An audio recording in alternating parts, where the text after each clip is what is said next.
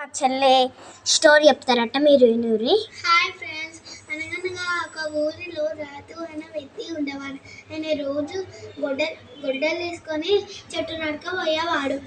ఒక రోజు పోంగా గొడ్డలి చెరువు పక్కన పడ్డది. అవునంట.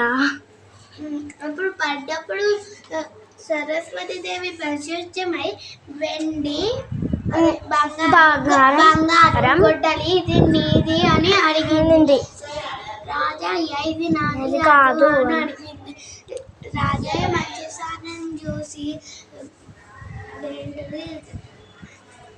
మంచితనం తీసేసి ఆయన గుడ్డలు ఆయనకి ఇచ్చేసింది. ఆయన గొడ్డలి బంగారం వెండి ఆయన గొడ్డలి తిరిగి ఇచ్చేసింది. Thank you friends. అది రాజయ్య